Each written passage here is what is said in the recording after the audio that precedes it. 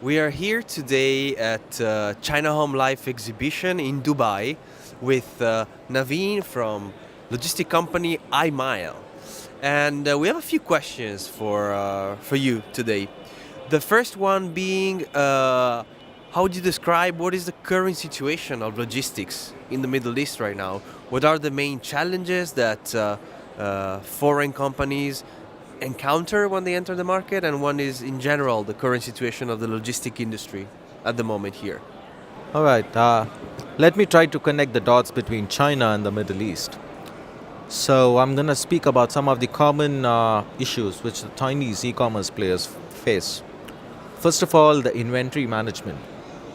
So, most Chinese e commerce players have a lot of stock in China, but it becomes difficult to get to the Middle East. Saudi Arabia is a difficult market to enter. Custom clearance, etc. There's a lot of expertise which is needed to crack it. And then we are here as iMile to provide a bridge between China and the Middle East. And and one of the very prominent issues which a Chinese seller would face is the returns. So imagine all the failed orders which the customers would not want it after we attempted for the deliveries.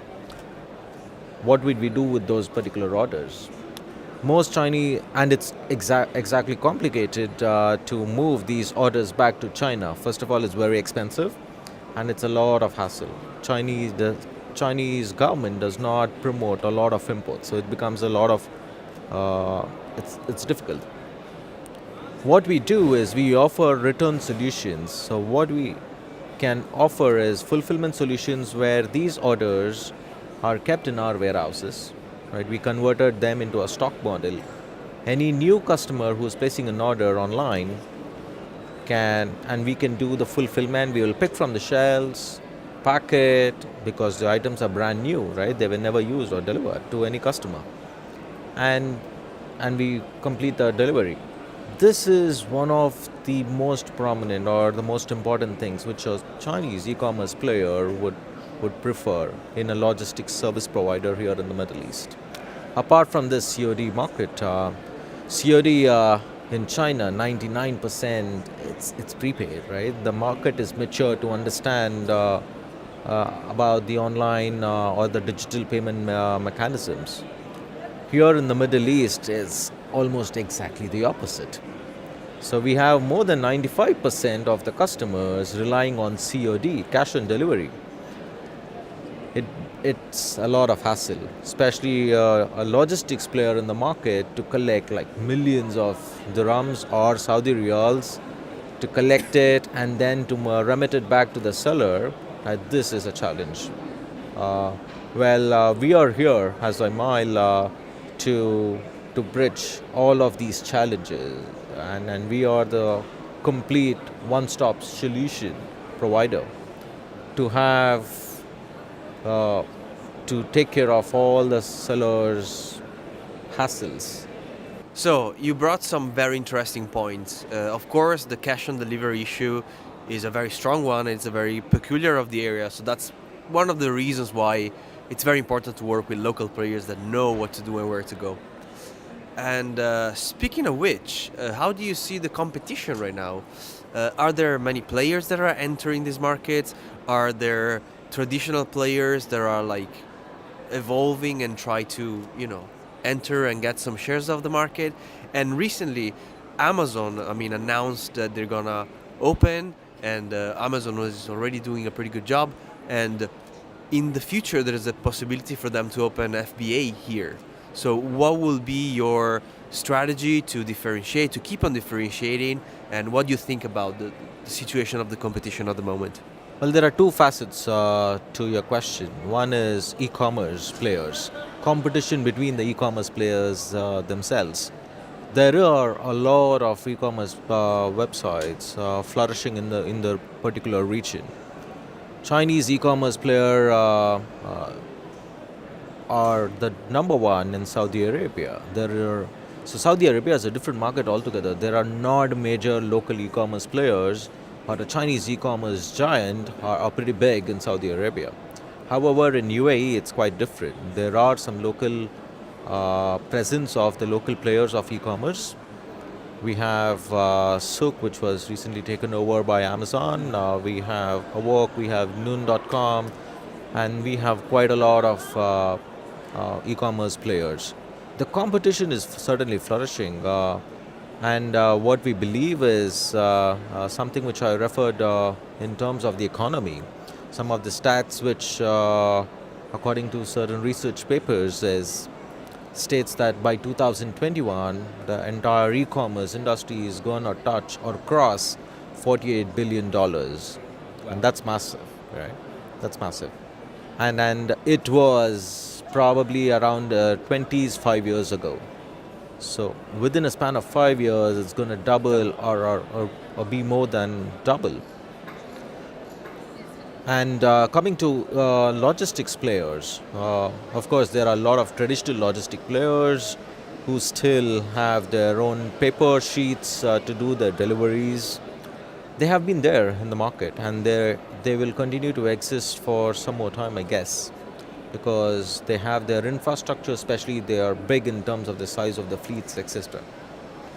However, there are a lot of new players in the market who are trying to disrupt the industry, especially on the logistics term. And iMile is one of the key players.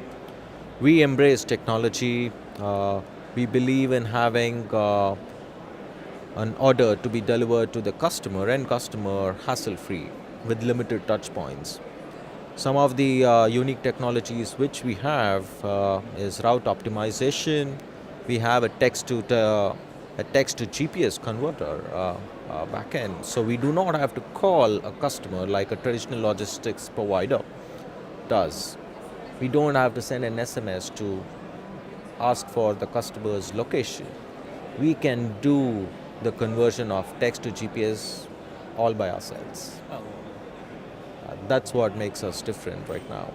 Of course, we are very new to the market. We are just over a year right now, and we are making a lot of heads turn.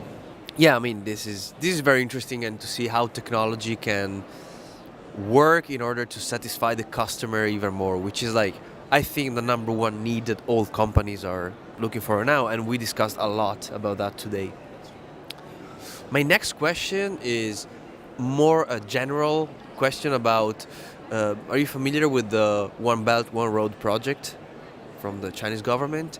And since you've been working in the area and you have an extensive experience in this region, how do you see this is changing? Are you guys working on embracing this, since you have a very strong Chinese team in your company as well? Are you joining this? Are you embracing this? And in general, for your experience, how this is impacting the e-commerce scene in the Middle East? This huge growth of Chinese companies and this road that is being built, this digital road that China is trying to build between China, the Middle East, Africa, and other markets. I'll certainly give a generic statement here. UAE and Saudi Arabia, right, are the key players in this particular region, right?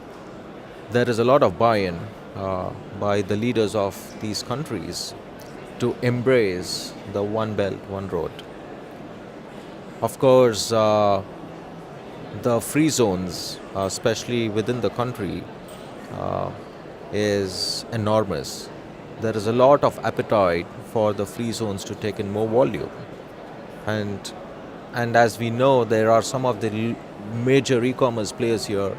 Probably one of them has 90% of the products coming from China, and that's massive. There are a lot of B2B movement already which is happening, and this initiative called One Belt, One Road is only going to make it much more stronger and much more richer. And of course, this is going to give the end customers a lot of options. At the end, we are here to serve our customers, and the customers' demands are changing in this market. Everyone is going digital, everyone are going online, and some of these key initiatives and these are needed in the market right now. It's no longer a traditional or an orthodox culture. people do not want to step out of their houses. For example, I'll share my personal experience. My wife shops a lot, and Even and my one. So it's well, different areas of the world that share. of course, well, what we do is even groceries are purchased online of late. So, and there is a lot of imports which certainly happen, including fruits. You enter a hypermarket here, you will find goods from every country, including China. So, the supply chain belt, which is getting built right now, is only going to fuel right further synergies across this particular region. And one more important statistics to share is in the upcoming 3 years, by 2021, uh, the the other countries apart from UAE and Saudi Arabia are going to grow, and it is going to contribute to around 43% of the e-commerce economy. So that's how massive it's going to be. Great, and also this answer was really insightful, and I really like the fact that you point out how the One Belt One Road initiative is gonna ultimately end up giving more offer and more possibility to the buyers, to the consumers, which is like the most important thing. And I absolutely agree with that, and that's one of the reasons why we all believe this project is very important.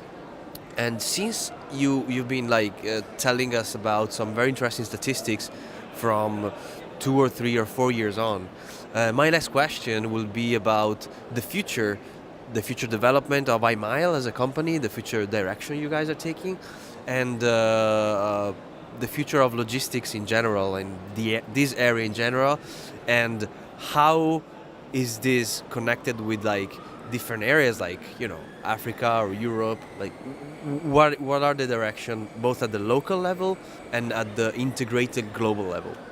Well, there are a lot of interest from e-commerce players from different countries, and sometimes e-commerce players locally are interested to go to several other countries.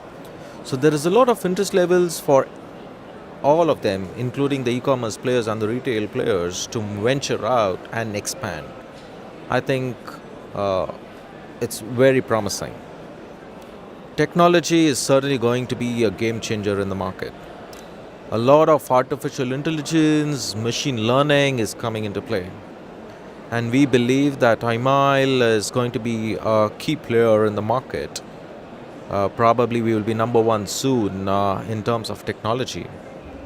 What we have as our strength is the Chinese brains behind us. Especially our strength is going to be our technological team coming from China. Hardware, software, you name it, it's going to be there. And that's how futuristic we plan to be. Right now we are present in 3 countries, and it's only going to expand. Which is like UAE, UAE, Saudi. China, and Saudi Arabia. Saudi Arabia.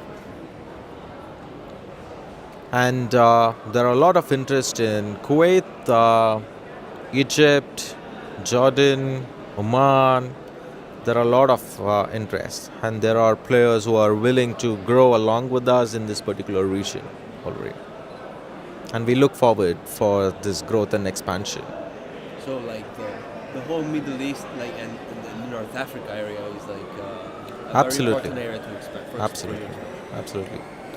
Uh, Rita, the CEO of the organization, has spent several years in Africa. She knows in and out of Africa very well.